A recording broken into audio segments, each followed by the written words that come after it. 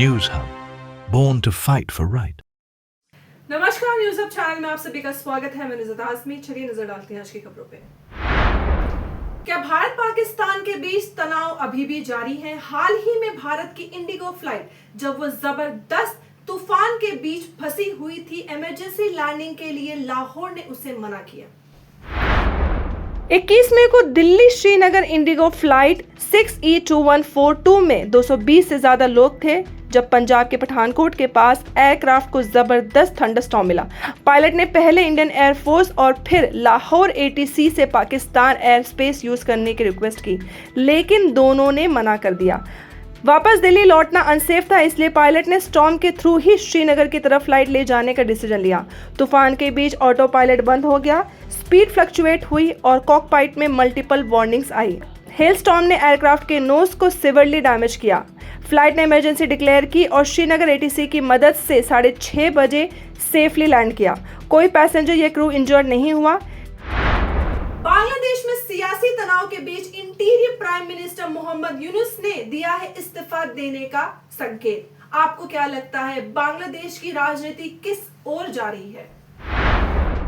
बांग्लादेश के इंटीरियम गवर्नमेंट के chief professor Mohammad Yunus ने पॉलिटिकल पार्टीज के बीच ग्रोइंग डिफरेंस और नेशनल क्राइसिस के चलते अपना रिजिग्नेशन देने का संकेत दिया है। BBC बांग्ला की रिपोर्ट के मुताबिक नेशनल सिटीजन पार्टी के कन्वेनर नाहिद इस्लाम ने बताया कि यूनुस ने उनसे कहा, मैं काम नहीं कर सकता जब तक पॉलिटिकल पार्टीज एक कॉमन ग्राउंड पर ना आ जाएं। इस्लाम ने फर्दर कहा कि उन्होंने यूनुस से मिलकर उनसे रिक्वेस्ट की है कि वो देश के भविष्य और सुरक्षा के लिए मजबूती से बने रहे, लेकिन यूनुस ने एक्सप्रेस किया कि करंट कंडीशन में उनका काम कर पाना मुश्किल है। पिछले दिनों के चैलेंजेस में आर्मी के साथ रिलेशन टेंस हो गई है। मिलिट्री ने पिछले स्टूडेंट अपराइजिंग के दौरान प्रोटेस्ट को क्रैकडाउन नहीं किया था, लेकिन अब वो यूनुस की सरकार से नाराज नजर आती है। Former prime minister Sheikh Hasina को आर्मी ने सेफली इंडिया भेज दिया, जबकि उनकी सरकार को स्टूडेंट लेड प्रोटेस्ट ने गिराया था। प्रोटेस्टर्स की डिमांड पर ही यूनुस इंटीरियम प्राइम मिनिस्टर बने थे। NCP के लीडर ने बोला कि अगर पॉलिटिकल पार्टीज उन्हें सपोर्ट नहीं कर रही तो फिर उनका पद पर बने रहना बेकार है। अगर उन्हें वो ट्रस्ट और एश्योरेंस नहीं मिल रहा जहां वो काम कर सके तो फिर रहने का कोई मतलब नहीं।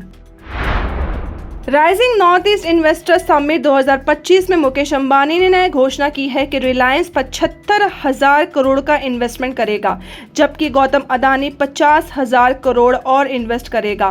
फोकस होगा इंफ्रास्ट्रक्चर, एनर्जी, डिजिटल और हेल्थ पर। अंबानी ने 6 कमिटमेंट्स दिए हैं: AI in school, hospitals, local farming support, clean energy plants, cancer care, Olympic training centres और जॉब क्रिएशन। अदानी ने नॉर्थ ईस्ट को रिजिलियंस और पोटेंशियल का रीजन बताया और प्रधानमंत्री नरेंद्र मोदी जी के एक्ट ईस्ट विजन को क्रेडिट दिया। ये दोनों इन्वेस्टमेंट्स रीजन को इकोनॉमिक पावर हाउस बनाने की तरफ बड़ा कदम है। क्या पाकिस्तान फिर से FATF की ग्रे लिस्ट में है?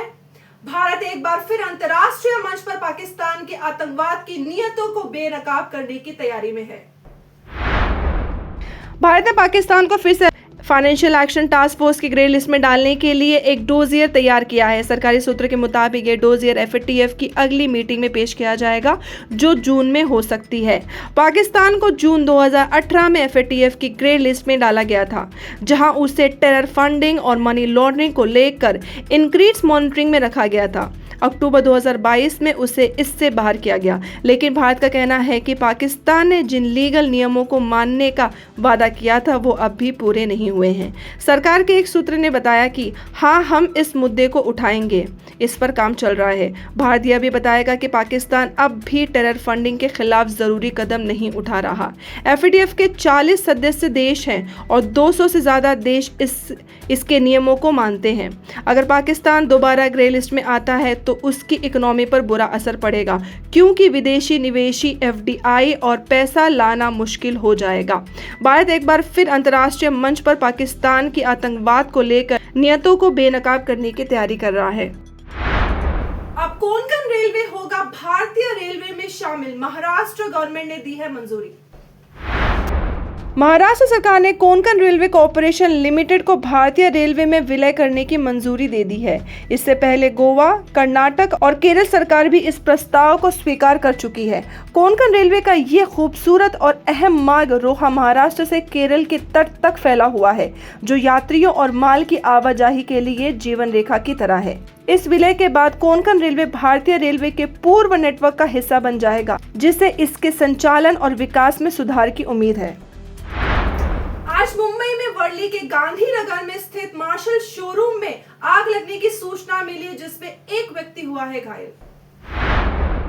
23 मई 2025 की सुबह 4:56 पर वर्ली के गांधीनगर स्थित मार्शल शोरूम में आग लगने की सूचना मिली। यह आग मुख्यतः इलेक्ट्रिक वायरिंग, पेपर के बंडल, गिफ्ट बॉक्स, मेकअप का सामान, स्टेशनरी, कपड़े, कंप्यूटर, लोहे के रैक, लकड़ी के दरवाजे और अन्य सामग्री तक सीमित रही। आग लगभग 900 वर्ग फुट क्षेत्र में फैली थी।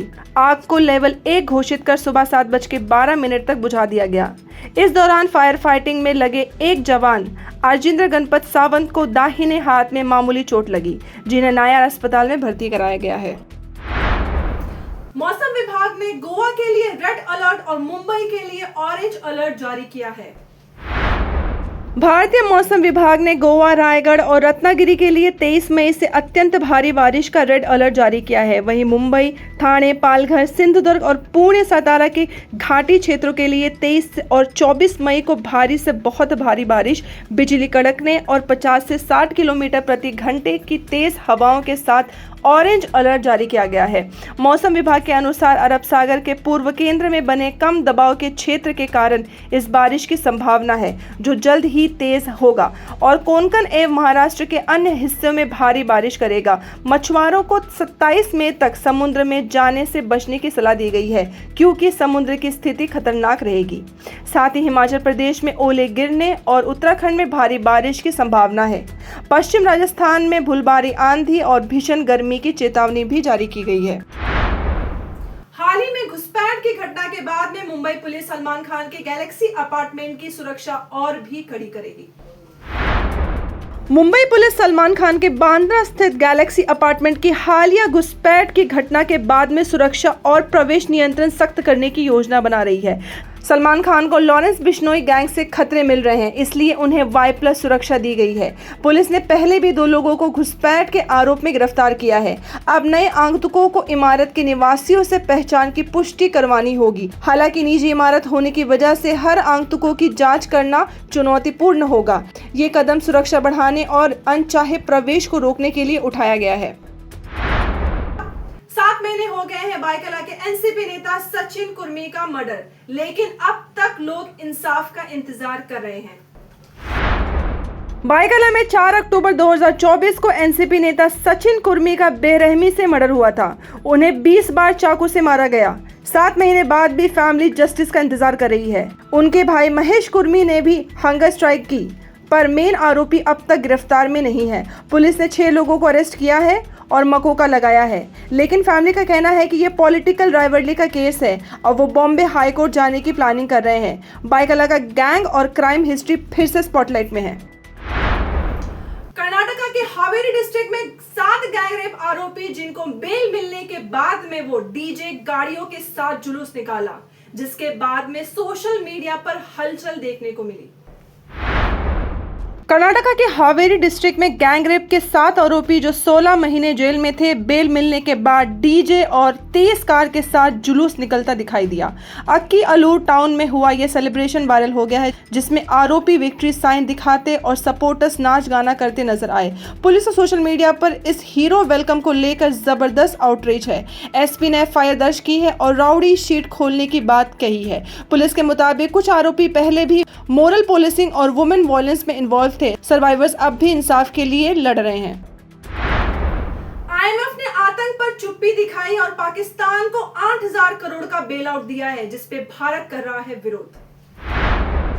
भारत की वार्निंग के बावजूद IMF ने पाकिस्तान को $1 बिलियन का बेल आउट क्लियर किया है। IMF ने कहा कि पाकिस्तान ने सब टारगेट्स अचीव किए। ये पैसा मिला जब पाकिस्तान भारत पर फायरिंग कर रहा था ऑपरेशन सिंदूर के बाद। डिफेंस मिनिस्टर राजनाथ सिंह ने इस फंडिंग को आतंक का इनडायरेक्ट सपोर्ट बोला। IMF ने 11 नए कंडीशंस भी लगाए। 1706 लाख करोड़ का बजट पास करना, इलेक्ट्रिसिटी सरचार्ज बढ़ाना और पुराने यूज्ड कार इंपोर्ट्स की रिस्ट्रिक्शन हटाना। आईएमएफ ने भारत पाकिस्तान कॉन्फ्लिक्ट पर पीसफुल सॉल्यूशन की उम्मीद भी जताई। दिल्ली यूपी में बिजली गिरने से बची तबाही, 32 घंटे में अब तक 50 लोगों की मौत हो चुकी है। दिल्ली एनसीआर और उत्तर प्रदेश के 21 जिलों में बुधवार रात से लेकर 32 घंटे तक भयानक तूफान और बिजली गिरने की घटना से 50 लोगों की जान ले ली। इनमें 17 महिलाएं और 33 पुरुष शामिल हैं। ये आंकड़ा प्रशासन द्वारा जारी किया गया है।